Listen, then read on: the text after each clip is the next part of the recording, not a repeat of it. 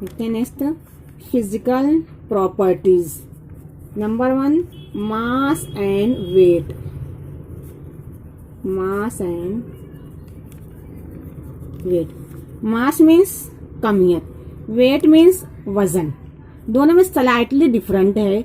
मास कहते हैं mass are always fixed, mass are always fixed quantities, these are does not varied with different conditions, but weight are not a fixed quantity and weight are varied with different conditions। इसको देखते हैं हम। अब क्या होता है हमारा ये जो रहता है ये वेट वजन, ये प्रेजेंट रहता है due to gravitational force of attraction, gravitational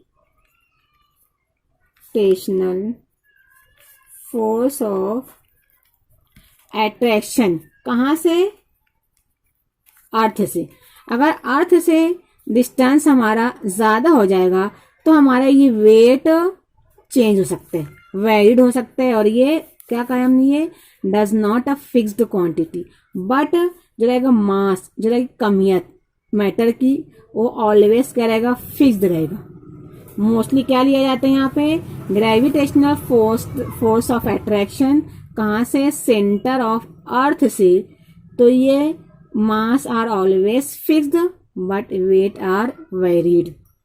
अब देखते हैं जो ये mass of a body is more fundamental property than its weight, therefore in terms of gram it is defined as, in terms of gram we can define mass। तो ले सकते हैं 1 kilogram is always equal to or equivalent to 1000 gram. Again हम इस 1000 ग्राम को denote करेंगे किससे? 3 है टू द पावर 3 ग्राम। तो हम जब भी लेंगे हम मास को, तो हम इसे डिनोट करेंगे, जैसे हम डिफाइंड करेंगे 1 किलोग्राम। ये 1 किलोग्राम हमेशा इक्वल रहता है 1000 ग्राम के, और इस 1000 ग्राम को हम इंडिकेट करेंगे और डिनोट करेंगे 10 टू द पावर 3 ग्राम। अब नेक्स्ट वन देखते हैं हम फिजिकल प्रॉपर्टी लेंथ। लेंथ क्या कहते हैं? Length measured some properties such as atomic radius, again bond length, again wavelength होता है। जब रहता है ये लेंथ को ऑलवेज मेजर करते हैं सम प्रॉपर्टीज में, इसकी बेसिस पर, एटॉमिक रेडियस की बेसिस पर, bond length as well as wavelength, और डिफरेंट कंडीशंस में हम लेंथ को लेते हैं। तो जो रहता है ये लेंथ को ऑलवेज देखते हैं हम इन SI यूनिट में, इसे डिनोट किया जाता है 1 nanometre. 1 nanometre is equal to 10⁻⁹ metre. क्या होता है ये? लेंथ मीन्स लंबाई। इस तरह फर्स्ट वन क्या होता है हमारा? Atomic radius. हमें क्या पता है? Atoms are spherical in shape. यहाँ क्या रहता है? ये न्यूक्लियस रहता है। इस आइटम्स के सराउंडिंग में क्या रहते हैं? ये डिफरेंट शेप्स रहते हैं, ऑर्बिटल्स रहते हैं। ये जो रहेगा डिस्टेंस सेंटर से और इस फर्स्ट ऑर्बिट से, तो जो रहेगा ये डिस्टेंस ये रहेगा एटॉमिक रेडियस इसे कहो। या अगर हम लेते हैं 2 आइटम्स ले रहे हैं, फॉर एग्जांपल यार कार्बन एंड यार हाइड्रोजन, तो जो रहेगा ये इसकी जो बॉन्ड लेंथ रहेगी, इसे भी हम मेजर करेंगे, इसकी लंबाई लेंगे विथ लेंथ। अगेन वेवलेंथ लेते हैं हम, वेवलेंथ लेंगे तो इसकी भी क्या लेते हैं हम, ये लंबाई लेंगे, तो ये भी क्या रहेगी हमारी, इससे भी हम डिनोट करेंगे लेंथ से। तो फर्स्ट वन लेंथ को मेजर किया जाता है 1 nanometre. Here n is nano, m indicate metre. हमने प्रीवियस टाइम देखा था कि लेंथ को जो मेजर किया जाता है इन SI यूनिट में रहता है स्मॉल m मीन्स मीटर। अब इन तमाम बेसिस पे जो रहते हैं एटॉमिक रेडियस, बॉन्ड लेंथ, ये बहुत ज़्यादा नैरो रहता है, बहुत ज़्यादा माइन्यूट रहता है, इसीलिए हम इसे लेते हैं इन टर्म्स ऑफ नैनो। तो क्या होता है हमारा 1 nanometre is equal to 10⁻⁹ metre. Again यहाँ पर हम ले सकते हैं 1 picometre always equal to 10⁻12 metre ले सकते हैं। अगर रहता है नैनोमीटर में, क्योंकि तमाम बहुत माइन्यूट क्वांटिटीज हैं, तो ये हम मेजर करेंगे 1 nanometre is equal to 10⁻9 metre. Again और ज़्यादा माइन्यूट रहता है, जैसे रेज वगैरह रहते हैं, डिफरेंट रेज की लेंथ हमें देखना है, डिफरेंट रेज की वेवलेंथ देखने का है, इनका डिस्टेंस देखने का है, तो उस बेसिस पर हम इसे मेजर करेंगे। 1 picometre is equal to 10⁻12 metre. Again ये रहती है स्मॉल इन। अब देखते हैं third one, volume. Volume always किस में लिया जाता है? इन लिक्विड फेज में, अगेन इन गैसियस फेज में। हमने क्या देखा था? जो रहता है मैटर ऑलवेज ऑक्यूपाई मास, किस में देखते हैं? इन सॉलिड स्टेट में। अगेन अगर लेते हैं हम in liquid as well as gaseous term में, तो हमने क्या देखा था वहां पर कि इफ वी टेक 5 पार्टिकल्स, तो यही 5 पार्टिकल अगर हम लेते हैं स्मॉल बीकर में या बड़े बीकर में, तो ये गैसियस फेज में लेंगे तो पूरे ये स्मॉल बड़े बीकर को फिल्ड कर लेगा, ऑक्यूपाई कर लेगा इसकी स्पेस, तो ये इसका वॉल्यूम हो जाएगा, अगेन इसका वॉल्यूम हो जाएगा। तो इसी बेसिस पर हम देखते हैं volume it is a amount of space occupied by the matter. क्या होता है? Simple one, amount of space occupied by the matter. जितनी स्पेस ये घेर लेगा मैटर, वो उसका क्या कहलाएगा? वॉल्यूम कहलाएगा। किसमें? Gaseous as well as liquid phase में। इसमें हम देखते हैं, इसे हम मेजर करते हैं, ऑलवेज इसको सिंबल लेते हैं 1 लीटर।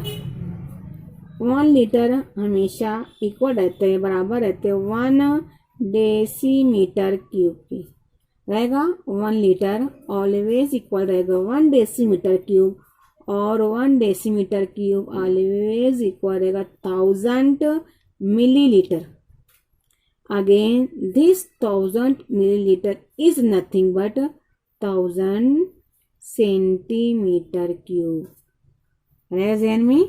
1 लीटर वॉल्यूम को अगर हम देखते हैं इसकी unit, 1 litre always equal to 1 decimetre cube. Again 1 decimetre cube is nothing but 1000 millilitre, and 1000 milliliter is also denoted as 1000 centimeter cube है। इसी इसमें लेंगे हम liquid as well as gaseous state में।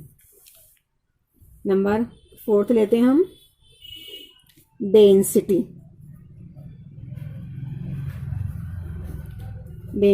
अब डेंसिटी क्या होती है? It is mass per unit volume of a substance. Mass per unit volume of a substance. Simple one है।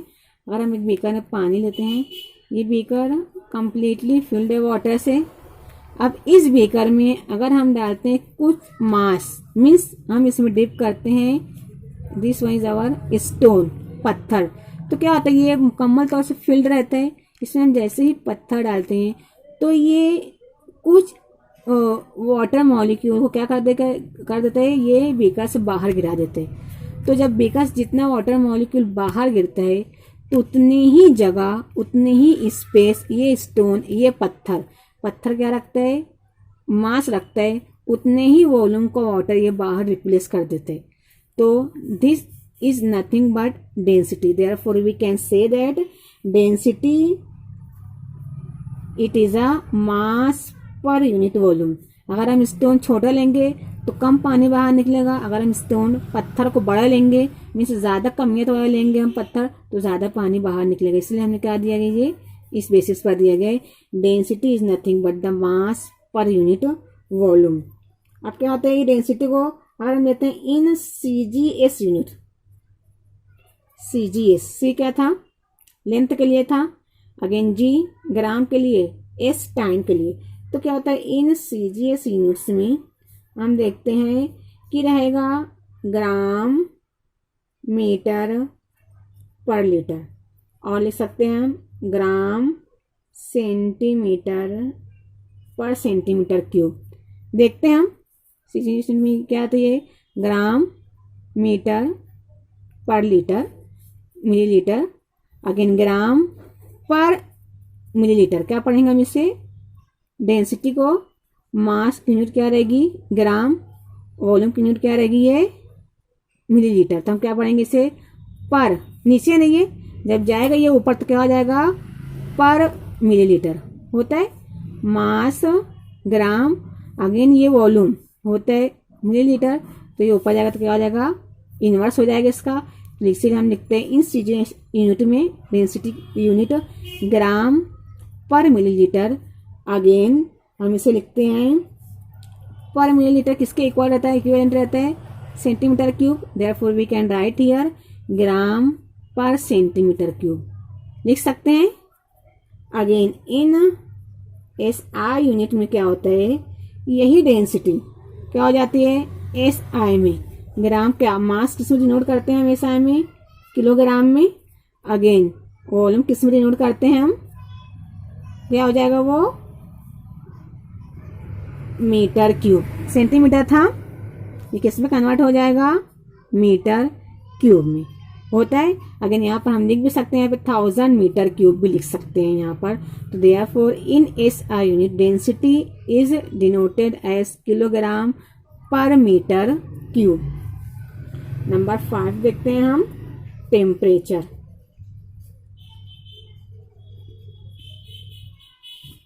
टेम्परेचर किसे कहेंगे?